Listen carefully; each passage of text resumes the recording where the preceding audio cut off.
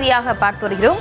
மறைந்த முன்னாள் முதல்வர் கருணாநிதியின் பிறந்த நாளை முன்னிட்டு விருது பெற்ற எழுத்தாளர்களுக்கு அரசே வீடு ஒதுக்கீடு செய்துவிட்டு அதை ரத்து செய்தது கலைஞரின் விருப்பத்திற்கு மாறான செயல் என்று தெரிவிக்கப்பட்டிருக்கிறது. சென்னை உயர்நீதிமன்றம் தமிழக அரசுக்கு இது கண்டனத்தையும் தெரிவித்திருக்கிறது. இவர்களோடு இணைகிறார் எமது செய்தியாளர் மதியழகன். வணக்கம். மேலும் விவரம்.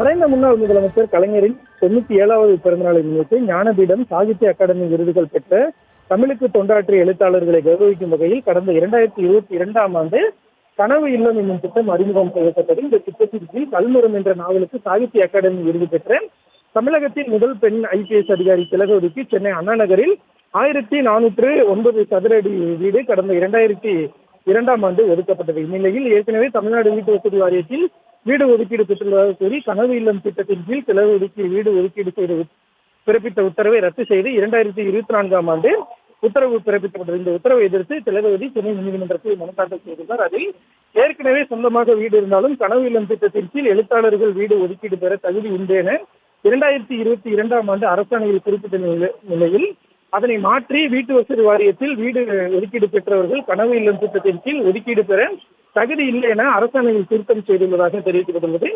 இந்த வழக்கு நீதிபதியின் ஆங்கிலேஸ் முன்பு விசாரணை கொண்ட பொழுது கவிஞர் மேத்தா உள்ளிட்டோருக்கும் கனவு இல்லம் திட்டத்தின் கீழ் வீடு ஒதுக்கீடு ரத்து செய்யப்பட்டுள்ளது என திலகவதி சார்பில் ஆஜரான மூத்த வழக்கறிஞர் தெரிவித்தார்.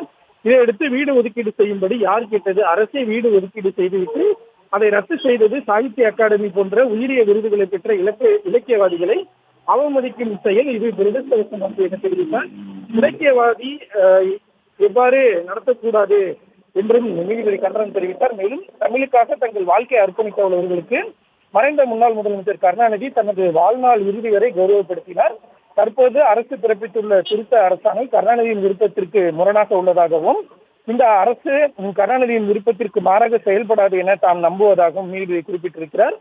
திருத்தம் செய்வதாக இருந்தால் கூட அதை முன்தேதியிட்டு அமல்படுத்தக்கூடாது என தெரிவித்து கவிஞர் மேத்தாவிற்கு வீடு ஒதுக்கீடு ரத்து செய்யப்பட்டதை எதிர்த்து தாக்கல் செய்ய உள்ள வழக்குடன் சேர்த்து இந்த வழக்கையும் விசாரணைக்கு எடுத்துக் கொள்வதாக கூறி இந்த வழக்கினுடைய விசாரணை ஜூலை 9ஆம் தேதிக்கு நீதிபதி ஒத்திவைத்தார். விவரங்களுக்கு நன்றி மதியழகன்.